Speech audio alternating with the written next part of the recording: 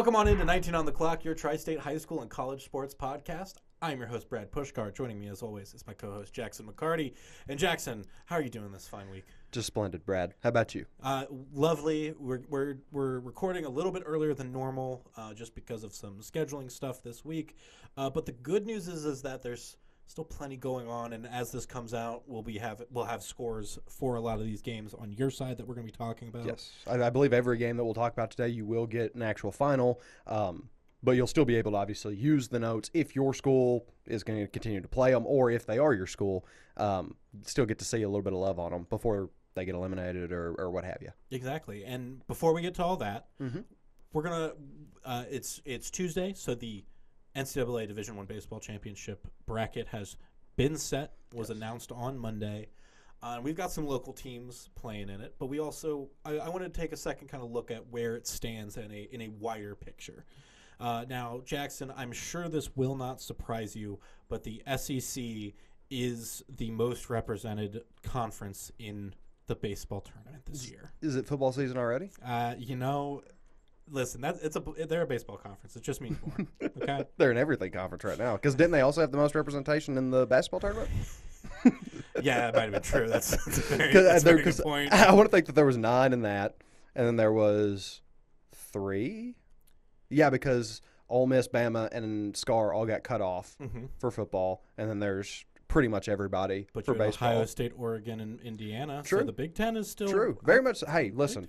Penn State. Yes. Yeah. Oh, Big Ten was the football conference. Big Ten was the football conference. Let's not. No, but I'm just a tournament in college athletics. You assume that they're going to give a lot of SEC team spots. Yes. And especially a sport like baseball, which is not a Southern sport, but is a Southern college sport because they are able to play in nicer weather for more of the year. I would argue that it is a Southern sport, just not the Southern that you're thinking of. You know what I mean? Just below like Kansas, all the way down across the U.S. Just because, like you said, warmer weather. Because that extends all the way out to the Californias and Arizonas and things of that nature. True. I think the West Coast is another piece of that overall puzzle where because I think you stretch up to Washington and Seattle. Yeah. And even though things aren't, always 70 up there, it's still great weather to play in and things like that. But looking at the top 8 seeds of the tournament, Vanderbilt won the SEC tournament. They take the number 1 seed. Yes. Following behind them is Texas at 2, Arkansas at 3, Auburn at 4. North Carolina at 5, LSU at 6, Georgia at 7, and Oregon State at number 8. So that is 6 out of the top 8 are SEC teams. Yes. And like I said, 13 overall making the tournament, which is a record according to ESPN. I can't imagine, especially with how conferences have been extended recently, and how much bigger the Big Ten and the SEC have gotten. Even the Big 12 to a certain extent, because they lost 2 but brought in 4. That was bound to happen at some point, just because we're getting the mass to pass those numbers. The Pac-12 can't set a 13-team record, you know what I mean? So yes, very true.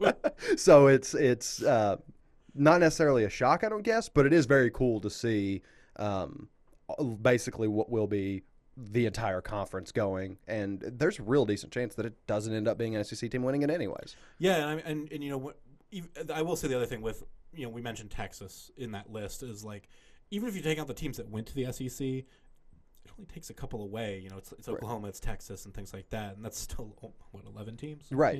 Yeah, it's still maybe 10 if there's another one that added that I can't think of. No, it's those 2 because the last one before that's been a while. It's been Missouri. Yeah, so exactly. But do you know offhand what the record prior was?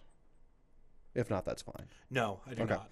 Because I was curious as to if it's 10 or 9, and it jumped that much, that would in my head be oh my gosh, would be more impressive, yes. Right. But if it was 11, and you're well, yeah, you added Texas and Oklahoma. Exactly. We make it every year, right? That's fair. But I not included in that number, which we were talking about this before we started recording. The preseason number 1, which is Texas A&M, is not in the tournament at all.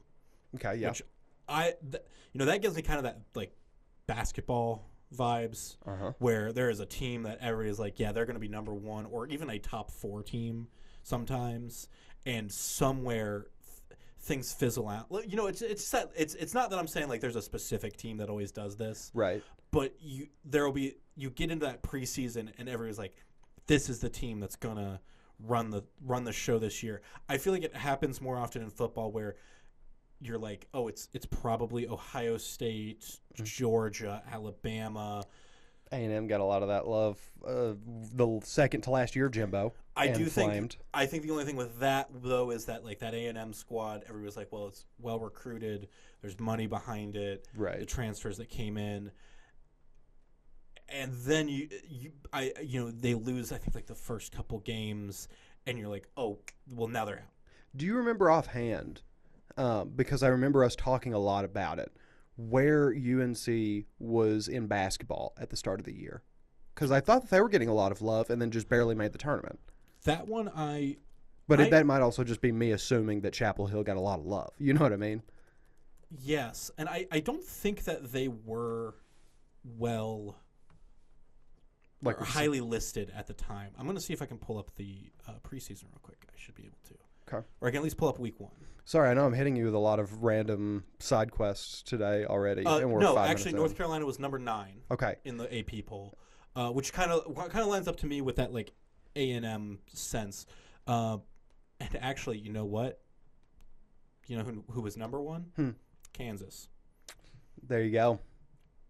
I picked the wrong blue blood. Yeah, and so again, but like that's what I think makes college sports fun is the not knowing anything about what's really going to happen in the season. You know what I mean? Oh, yeah. Well, and especially like with this NIL stuff, I know we've had wonderful guests like Chris Mackey on to talk about it and things of that nature, and we have highlighted some of the negatives of it, but one of the absolute positives is the amount of parity that we're getting across the sport now. Like within conferences, like within the Power Four, I agree. Right. Yes. Well, and like you do still get these like magical years out of like a Boise State. Or, like or even like SMU, I know that they are a Power 4, but like you don't traditionally think of them as whatever, where you can grab the best of the G5, create kind of a super team in that, and then I know a lot of them disperse to the P5, or the P4, but still you do kind of get your Cinderella moments through it. Yeah, and I think speaking of Vanderbilt being the number 1 seed, Vanderbilt obviously had the big upset over Alabama this last year in football.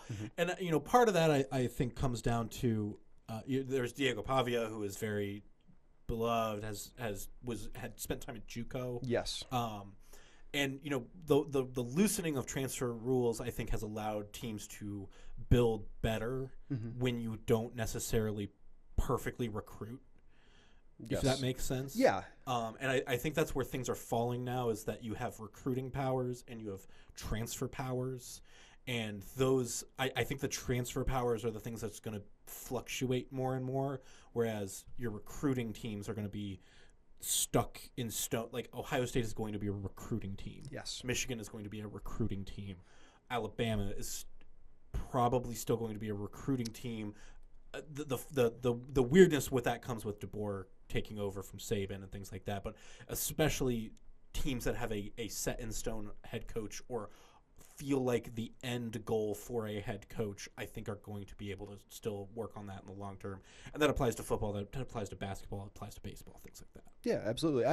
And like there's very few exceptions of the rule, because like even Lanning is becoming a recruiting like first guy. Like I know that he has utilized the portal, especially like with his quarterbacks, but like Lane Kiffin and Brian Kelly are the only two that immediately jump to my head where it's like, oh, I'm pretty sure that most of the guys that they'll bring in that'll be impact won't have started at their team.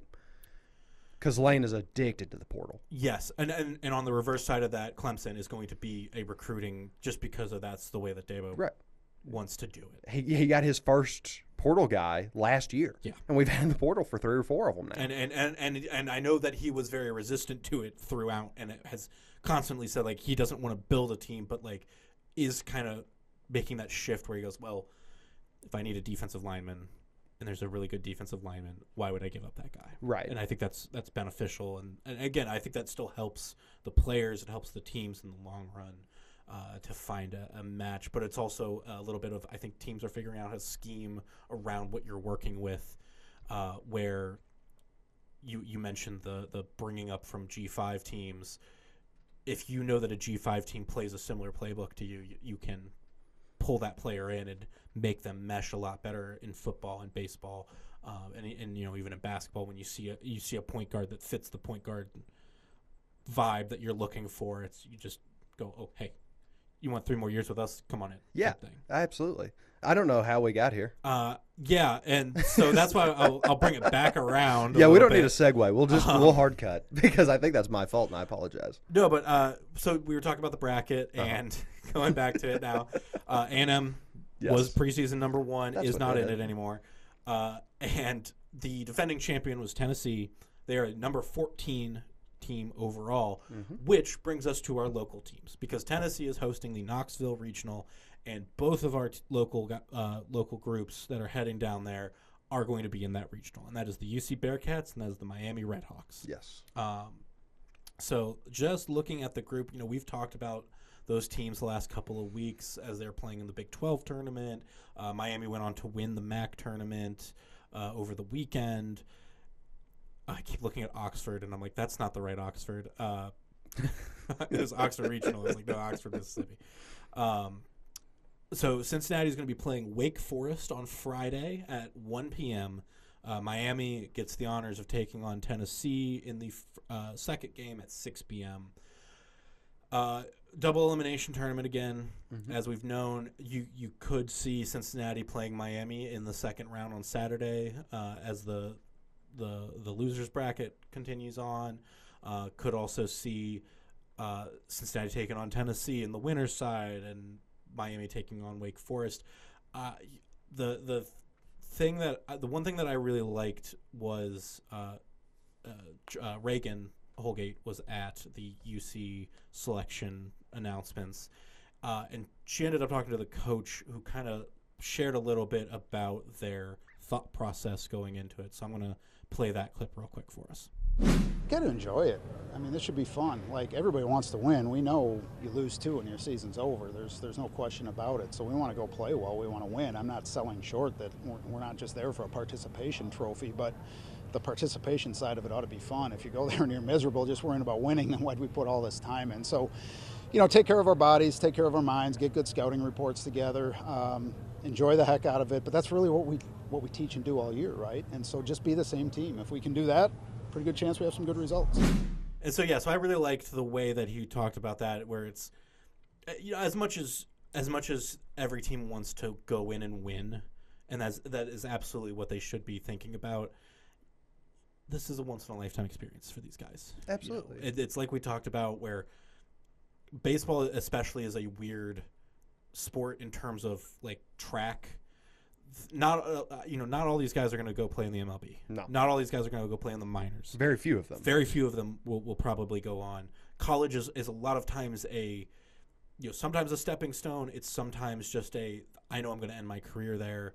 So just to have the experience of saying I played in a regional in the World Series, even if you don't make it all the way to Omaha, I think that's good for them and is exciting. Now, I will mention that they will. Whoever moves on from the Knoxville Regional will play the winner of the Fayetteville Regional, which is Arkansas, North Dakota State, Creighton, and Kansas. Arkansas is the number 3 seed. Yep. Again, not to be reductive with how this all could play out. I think a lot of times the seeded team is going to be your favorite to move on, similar to to the way that like the volleyball tournament works for the NCAA as well. But baseball's a very volatile game. Thank you. I was going to say sporadic, and that's not right. Well, and I was you get kind of worried because I only feel super duper great about picking like an underseeded team in the baseball tournaments. If there is a prior history of those teams playing. Sure. So, whenever it is Arkansas and Tennessee, because I believe Tennessee has a win or 2 over them this year. Mm-hmm. And, stuff like that, and we see that reflective on my side of the stuff a lot, too. It's if you don't have that SEC battle or you don't have, some different connector there to kind of give you a point of reference, it's pretty safe to assume that that the team that's performed better is probably just going to keep doing that. And I think with this group specifically, Tennessee is a returning national champion. They want to make it to Omaha again, and who am I to sit here and be like, yeah, they're not going to do it, right? Well, thing. Yeah, but I know Vitello's done great, but like on the other side of stuff, Dave Van Horn, absolutely, he has been an institution of college baseball for, it's longer than I've been alive. And so, yeah, there's a lot of fun storylines just throughout the whole tournament. If you're not a traditionally college baseball person, that even if you are a UC fan or a Miami fan, that's like, oh, well, I'm only going to watch till my team gets out. There's plenty more to sink your teeth into, regardless of how it all plays out. Absolutely. And there's as we branch out a little bit more to some of the more surrounding teams around us that aren't in the heart of the tri-state, in the Nashville Regional, Louisville is going to be playing East Tennessee State. Wright State is going to be playing Vanderbilt, the number 1 seed. So obviously a tough matchup for them. One of the regionals that I think could get a little shaken up is Southern Miss is hosting. They're the number 16 seed. They have Miami, Florida, and Alabama and Columbia. That's one that you can kind of toss up in the air and go, yeah, it's going to be one of those 4 teams. Yeah, that's the real grab bag. And the last one I wanted to mention was Kentucky, who's playing in the Clemson Regional. Mm-hmm. And I'll tell you the other 2 teams in a second when I get back down to it because I don't want to pass it. Kentucky is playing West Virginia. Yep. Clemson is playing University of South Carolina Upstate, the team that we talked about earlier this year. That messed us up a little bit. Discovered. Yes. Shout out USC Upstate, I guess. Yes. Just because we struggled with that so mightily that we might as well give them some. What is this? Is this a California school? Southern California Upstate. How does that work? Yeah, I think that's just California at that point. Just the middle of the state. But yeah, so Cincinnati and Miami in the Knoxville Regional. Game start on Friday. I don't really have much else to add based solely on the tournament. Obviously Miami doing a great job winning the MAC tournament. Looking forward to seeing what they're able to accomplish as well. Yeah, and this will just kind of have to be one of them that whenever it starts unfolding, we'll be able to do a lot more with it. But yeah, for the time being, it's just like take some time, look at that bracket, kind of figure out the matchups that you're watching out for, figure out where your local teams are at, or figure out how to get down there. Because Knoxville's not that far of a drive if you are a UC or Miami fan. Yeah, and again, we'll basically react to what happens because it'll be all weekend plays. If a team makes it to Super Regionals, that starts on Friday, June 6th, which those locations haven't been announced yet. Those will be announced, I think, next week after everything's been done. But yeah, that's all we've got kind of on the college side for today. So let's move over to high school where you've got kind of the middle to front end of tournament play for some baseball and softball teams. Yeah, I'd say we're at like the 35 to 40% range. Yeah. Of like we're not quite halfway through the drive just yet, but we're still having a great time. But you might need to pull over at some point. Exactly. Like, I could use a drink. Maybe we're looking for sheets. We're looking for Wawa. Yeah. We're trying to find somewhere to maybe grab a couple snacks along the way. And Buc-ee's 50 miles away. Well, I can make it that far. There you go. How did I forget Buc-ee's? How did I not mention Buc-ee's? That is a travesty. And the real thing that we should be mentioning is UDF because we are a Cincinnati podcast. We are. And listen, get it together. I didn't know what UDF was before I moved here. And I feel lesser than not knowing what UDF was for that much time of my life. Not an ad, but I grew up visiting Cincinnati. We made a trip to UDF every summer for peach ice cream. That is my grandma's favorite. If you have not tried that, I have not. You need to try it this summer. I believe Celia was also promoting that. Yes. Well, not I think she just told me to try it. She wasn't like, she wasn't doing the whole as seen on TV thing. But UDF, my email is in the description below if you want to reach out. We're looking for sponsors. But looking over at Division II. All right, baseball. So yes, I do want to preface prior to getting into this. Last week we did all Ohio baseball. Yes. Because of how the scheduling fell out this week with us being bumped up, kind of it allows us to get a lot of the other conferences, or not the other conferences, but like Ohio softball and Kentucky side of stuff, because a lot of the Kentucky games were played last night, and then the next one will be played on Wednesday, which obviously you guys will know what's happening with that by the time it comes out, but we do get to hit all four corners of the side of the stuff currently. Sorry, Indiana. Promise your time will come. But we will start, again, with our Ohio baseball, just to kind of pick up where we left off last time. Sure. Let's talk about Edgewood versus Anderson. Okay. So the Edgewood Cougars, representing the Southwestern Buckeye Conference, which is a conference that is kind of starting to get to the outskirts of us, so we don't necessarily get to cover them just a ton. Mm-hmm. We have 3 Southern or Southwestern Buckeye teams between our Ohio softball and baseball stuff. So they are very well representing within the regionals currently, and wanted to make sure that was reflective in this week's episode. Great. So the Cougars 20-7. They are on an 11-game win streak. Impressive. Yes. So at one point they were 9-7, and they have just kicked it into high gear. As a team, they hit 356, and then they have a 347 team ERA. So pretty solid numbers there. And if you guys learned anything from last week, my big threes and the 3 players that you need to look out for that's a very loose guideline. And we are blessed with having an absurd amount of two-way players that are just extremely talented in the Tri-State. Yes. And Edgewood falls within that. And the two-way player we'll be talking about for them is a sophomore. So 2 more years of experience to get under J.J. Vogel's belt. We'll start with him as a pitcher first. 43.1 innings pitched, a perfect 7-0, 1.94 ERA, 64 strikeouts, so well over 1 an inning. Got to feel good about that. And then as a hitter, J.J. bats 391 on 87 at-bats. He's got a home run to his name, 32 RBIs, 9 doubles. So you feel good. That's great on both sides of the ball. You see him anywhere on the grass, and you're like, yeah, we're good. Yeah, we're feeling pretty all right about this.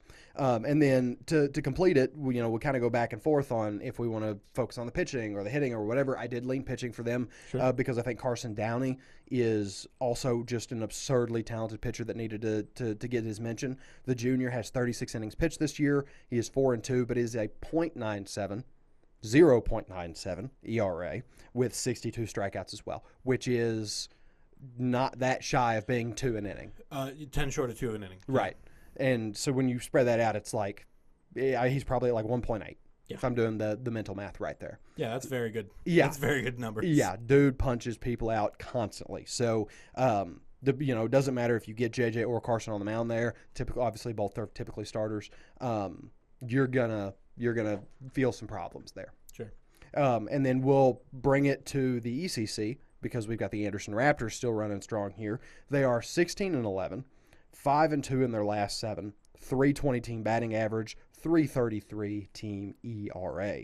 And then another one that I wanted to double dip on the pitching battle. I do think the pitching battle in this game, not knowing who's going to be on the mound for it, which it is tonight on Tuesday, but I think that there is a chance for this to be a 2-1 game or a 1-0 game because I think both teams have such incredible staffs that it's going to be real hard to get past. Yeah.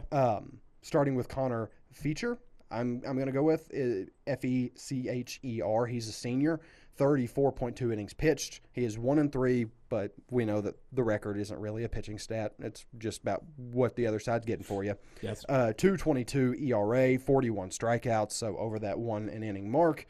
Mason Glenn is another pitcher that we want to put some focus on. 30 innings pitched, 3-2, 2.57 with 51 strikeouts. Excuse me. And then hitter Eric Fleetwood is a senior. All 3 of these guys being seniors, so you got that last hurrah, a little bit of that going for them. 433 on 67 at-bats, 8 home runs, which there's a pair of athletes that we're going to get to here in a minute that is just freaky amounts of home runs, so I wanted to tease ahead for that. 35 RBIs, 4 doubles. So very functional teams. Again, whenever I was pouring through the numbers, I think that the pitching staffs are what it's going to come down to. Just whichever arm feels the best, looks the best on the night is probably what's going to do it for me. I would lean Edgewood just because those numbers are a little bit better, but the Raptors are always in it. Yeah, I mean, to me, just looking at Edgewood being on that 11-game win streak gives me a little more confidence keeping up momentum.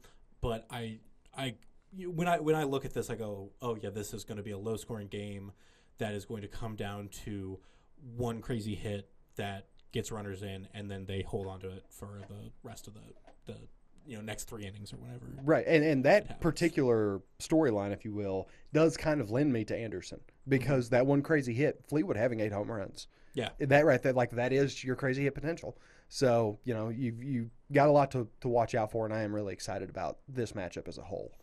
That does feel, that I'll be honest, that is a very that almost feels like one of the best matchups that we've had in a way. Yeah. So I agree with you on that one. And for us to get such a quality matchup this early in where we're at is pretty rare. Like I know during football and basketball season we were clutching at straws at times, just because there's so many teams that get into these things that you do kind of have to wade your way through some pretty drastic records and whatnot. Absolutely. But yeah, if you don't have anything going, well, I guess it's probably too late to plug it because it's tonight. Correct. But regardless, I hope you got to go because I'm sure it'll be a fun one. All right, so let's go to Ohio softball now. Yes. Division III regionals. They play on Wednesday. It is Ross versus Western Brown. And again, it's a Southwestern Buckeye team versus a Southern Buckeye team. So getting a little bit of that. 2 very different conferences, which has messed with me a time or two. Yes, and before you go too much deeper, obviously the video version of this, we will include the scores for these games at the ends of those segments. So if you want to check them out, head to the Fox19.com sports app. Yeah, or YouTube or what have you. Wherever, yes. You've got a multitude of options. Ross and Western Brown, though. Yes, and we have – I really couldn't tell you how this game's going to go. Okay. Just to preface it like this. So the Rams of Ross are 20-6. They have beat Ursuline Academy, Wilmington, and Pequot so far in the playoffs. Okay. They're on a 6-game win streak with a .374 batting average, .239 team ERA. So those numbers, very scary. Not the scariest numbers we have on this, though. Just, of course not. Well, while I'm talking, why don't you just look at the big 3 for Western Brown, and you'll understand what I'm talking about. So the big 3 for Ross, before we get to that point, and I saw that look on your face because I had to make sure that I saw the reaction. Paige Baker is their predominant pitcher that we want to talk about. She is a sophomore, so keep that in mind. 107.1 innings pitched, 12-4 record, 1.96 ERA, 150 strikeouts, 3 shutouts to her name. Excellent. Yeah, I mean, just genuinely such high quality on the mound there. It's hard to not have a record like 20-6 when you have an arm like that. Absolutely. Yeah. Yeah, like I mean, 12-4. That's already literally. Yeah, right. She was out there for 16 of the 26 and accounts for over 50% of the wins. So, yep. It shows that how much it's functioning. And I do want to highlight here, obviously Paige Baker is going to pop back up as a hitter, but the big 3, both of those athletes are sophomores. So a lot of growth potential here. And we'll go to Paige, her hitting stats first. .522 on 92 at-bats, 4 homers, 23 RBIs, 9 doubles, 4 triples, 7 stolen bases. Yeah. Yeah, dude. That's good. That's very good. And then you partner her with Meadow Webb, another sophomore on the team, 5'10 on 96 at-bats, 2 homers, leading the team with 36 RBIs, 7 doubles, 3 triples. Like, they are extra base machines. Yeah. And you have Paige as the pitcher. You feel good about that every time she's out there. So it's a real fun build to the team where, like, and there was more folks on this roster. It wasn't just a 1-2 punch. These are just kind of the cream of the crop. It is a pretty deep team. And so, like, with those just being at the forefront with more trust behind them, you feel pretty good about where Ross is at. Okay. Now, Western Brown is very much a 1-2 punch, but it might be the scariest 1-2 punch in the state. Okay. And at least from the batting perspective. So they are 23-3.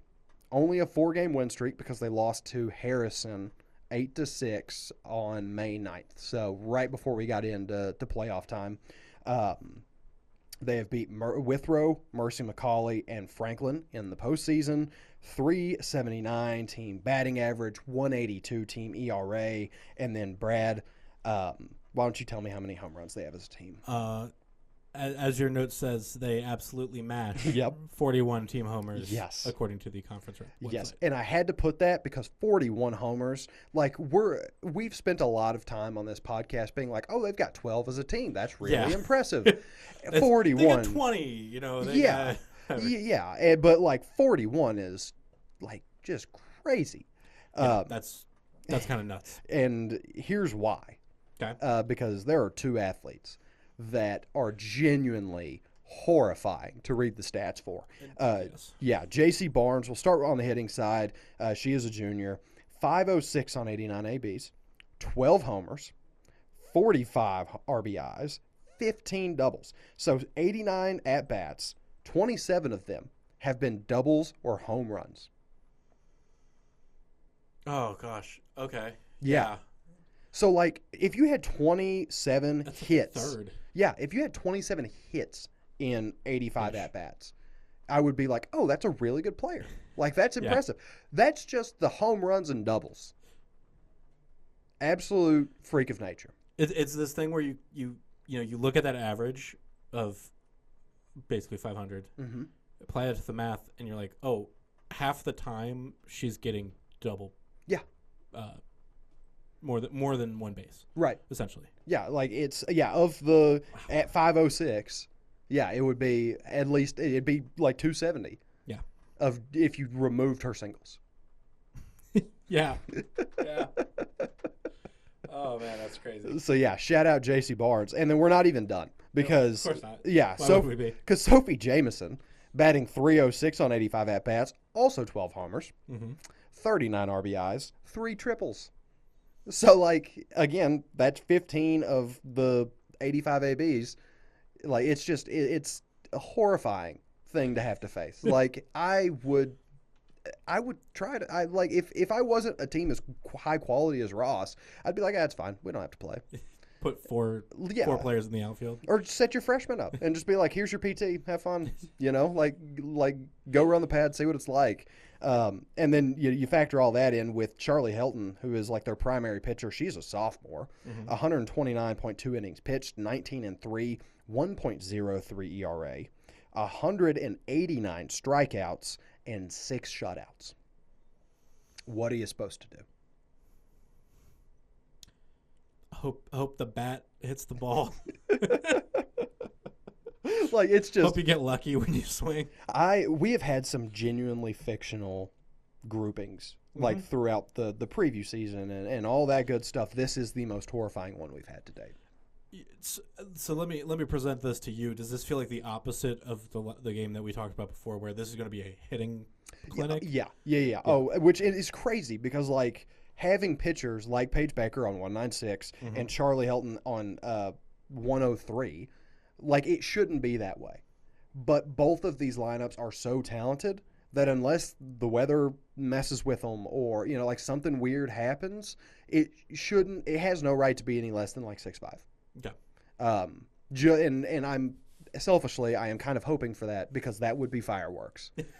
And I would love to see how that, like, if the true pop of Western Brown is more or less than what Ross brings to the table in terms of just more pure contact and more keeping those base runners going around. Sure. So no, come on.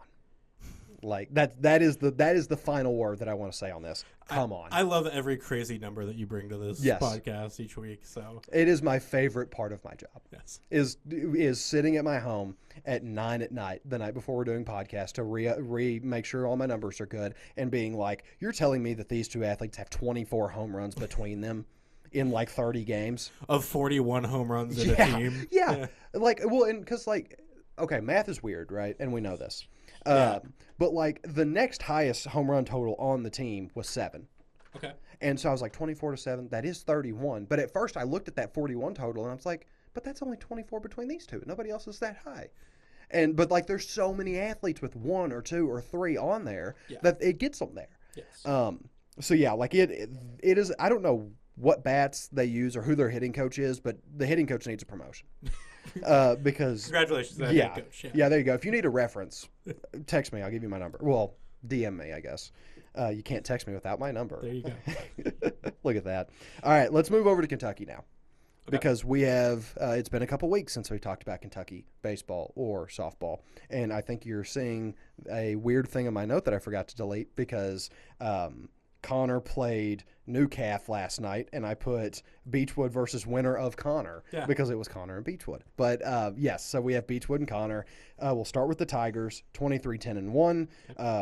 Beechwood beat St. Henry 15-5 on Monday, so coming off of a real comfortable win there.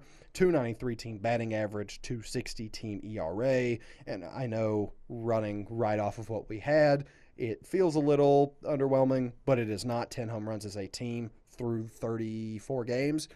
Very impressive. Yeah. Feel good about that.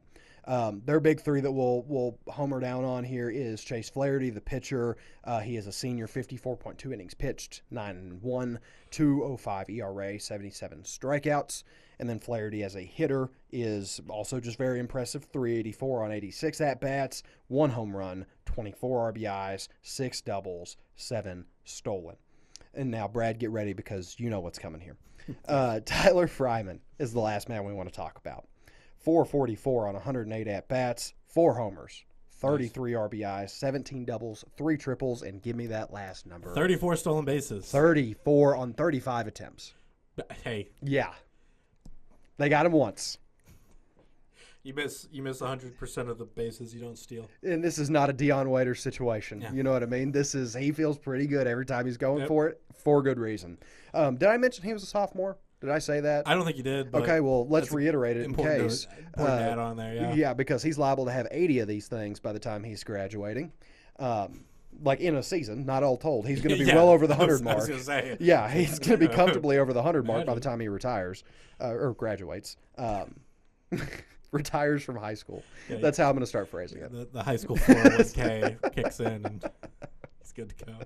But yeah, I mean, 34 stolen is just so crazy. No, that's and again these are the athletes that I like. Yes, as you know. Yes, I like that crazy number. So yeah, what does Connor have to try to stop that? They've got some real interesting parts moving for them as well. So they're 18-15. So the record doesn't look as as we've had so far in this, but beating Cooper and Ryle in district is big, very big. Beat Newcalf 9-5 on Monday. Okay. They have a 269 team batting average and then a 4 flat team ERA, also 10 home runs. So, the numbers are slightly below Beechwood, but when you look at their big three, I think you can kind of see where a lot of the promise is coming from, and they do have kind of a Tyler Fryman answer. We'll start with J.J. Bagby because he is our two-way. As a pitcher, 41.1 innings pitched, 6-1 record, 2.88 team ERA, 48 strikeouts. As a hitter, Bagby is 380 on 100 at-bats, 5 homers, 26 RBIs, and 6 doubles. And then Brady Bushman, the Tyler Fryman response. 379 on 95 ABs, 5 homers, 22 RBIs, 5 doubles, and 35 stolen bases. And you want to hit him with that stat? 40% of the team's total. Yes. Now, is he 35 on 36? I believe so. I think that actually one of them is perfect and one of them is not, and now I am confused. Okay. But I know either way they're at like 99.9%. Yeah. So I'm not going to worry too much about finding it. But there is one stolen base attempt that was thrown out between Bushman and Fryman. Between 70. Arguably 70. Yeah. That's 70 stolen and 1 caught. It would be 70 flat if that one wasn't caught. Yep. That's rather unfortunate. But either way, it's kind of interesting because they're built like very similarly. Yeah. You have that two-way guy that's more of your contact and your, more consistent. You've got your base running demon. And then it's just a matter of which setup is better, you know what I mean? And they're very comparable numbers across the board. Yes. This is the only thing that concerns me for Connor is that ERA. Yes. Where it just baseball is a statistic-based sport where I think the statistics are a lot of numbers that people like to throw out to prove things. Yes, OPS plus and WAR and randomness. But like when you have a higher ERA, it does show some kind of concern. Yeah. I think as a team as a whole, not necessarily just focusing on like a pitching staff or on a fielding staff and things like that. So it is one thing that where I look at that and I go, well, they got to tighten up, make sure that they're not letting needless hits get through and things like that. Yeah, this is a call to action for Connor's bullpen, because I feel good about Bagby on the mound to start. But once he's out of there, because he is going to have to come out at some point, sure. You guys have to be there to be that safety net. So this is my challenge to you guys. Kind of prove us wrong on that team ERA. Kind of drop that number down a little bit. So let's see what you got. Very good. And then our final one here in the Kentucky 9th Region Softball Finals. Okay. So, again, softball is just a touch bit ahead. They'll play Wednesday. It is Holy Cross versus Highlands. Okay. And this is an interesting one, mostly, and the big draw for me wanting to include this game is because it is such a momentous occasion for Holy Cross. They are 17-12. They beat Ryle 3-1 on Monday. This is their first ever regional final. Huge. Yes, very, very. So getting to this point already, a massive win for the Indians. But you don't want to stop here. No. And I think that they've got a lot of that why not us mentality. I know we bring them up a lot because they were such a fun team to cover last year, but the Aiken Falcons in basketball, they have a lot of that why not us mentality. And I think that there's a decent chance we get I think it would qualify as an upset because Highlands is a very, very good team and has proven as such throughout the year. But I think there's a chance that Holy Cross messes this up because they have three, not Weird Jackson math, three really talented players that you need to keep your eyes on. Evie Thomas is the lone pitcher that we're going to focus on here. 138.2 innings pitched, 14-11, 2.98 ERA. And just being sub-3 on almost 140 innings pitched, like, you feel good about that. And then 201 strikeouts. Yeah, I was going to say that's very nice. Yeah, she punches them out a lot at a very high clip. Evie Thomas. I'm sorry. You said that, and I immediately looked down, and I'm sorry. like, no, you're not right. No. You're still doing your math. Here's my problem.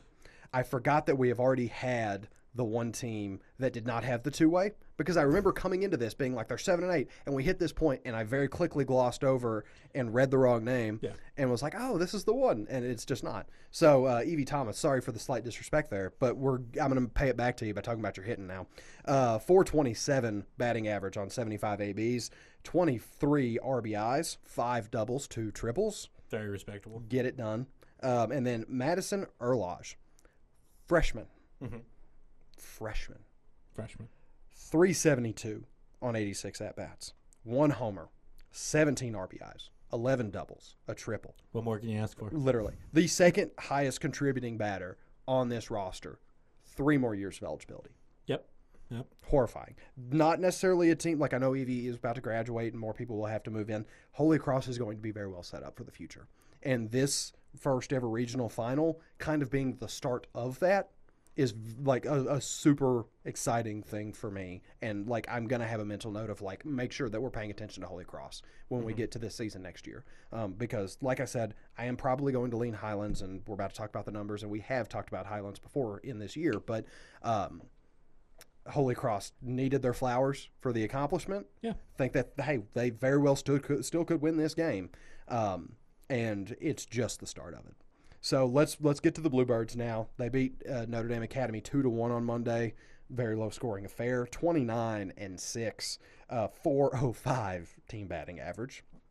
Because why not? 263 team ERA, 119 steals as a team, 3.4 per game. Very great. Yeah, it's some magic on the base pads there. Caitlin Dixon will be the first player that we're going to talk about here, naturally being our two-way, starting as the pitcher. 152.1 innings pitched, 21-2 record, 101 ERA, 272 strikeouts. That's the pitching that I like. Yeah. that's the kind of pitcher stats that I like to read. You know who doesn't like that? Hitters. Yeah. Almost 300 strikeouts. And we're not even, like, in the state tournament. Yeah, just the regional. We're at the regional final. Yeah. She can't get to 300 before before state starts, obviously, because after regionals, we moved to states, and I don't anticipate her having 28 strikeouts tomorrow. But I'm pretty confident in saying that she's going to get to 300 for the end of the season. Yeah. And there's my hot take. Yeah. You write that down and make fun of me if it doesn't happen, I guess. And we'll switch over to Caitlin Dixon as a hitter because she also has a 400 batting average on 95 ABs, 3 homers, 38 RBIs, 12 doubles, 2 triples. And then Peyton Brown helping her out on the hitting side, 544 on 90 ABs, 10 home runs, 53 RBIs, 14 doubles, 5 triples, and just to top it off, 12 stolen bases. This feels like like you said, congratulations to Holy Cross. Of course. Great work. This feels like a year where Highlands is making a run. Yes, it feels very predestined. Yes. Especially putting out Notre Dame Academy, because those were kind of the two that I personally saw a lot of draw to and was like, okay, these are the ones that I feel like we need to honestly scale back on in the regionals, because so that way we can give so much right. later on. We can spread that wealth to other teams that we might not have. But Holy Cross made that an impossibility for me, just because. Come on, how can we not make sure to put spotlight on that? Absolutely. Yeah. So a whole multitude of games. Obviously, all these are happening before this episode releases, but we are going to continue our coverage throughout. We're going to be moving podcast days around, hopefully, at some point to try to figure out the right window to make it all line up. But regardless, good luck to all the teams that are still playing, and we're watching. Yep. And as always, these episodes come out on Thursdays around noon. Be sure to subscribe on your favorite podcast app if you want to get the audio feed sent directly into your inbox and things like that. Or if you like the video version, you can be sure to subscribe to the Fox 19 YouTube page, as well as checking fox19.com or the Fox 19 Sports app. And that is all that we have for this week. And of course, I'll also give a shout out to the other sports show that just launched, with the Gold Standard. Gold Standard, yes, with Charlie Goldsmith, sitting down with Joe Daneman, talking about the Bengals, the Reds, a little bit of everything. Those episodes are going to keep coming out, and you can find them on fox19.com, on the Roku, Amazon Fire apps as well. Yeah, absolutely. That's all that we have for this week. Thank you so much for joining us, and we'll see you next time. Have a good one.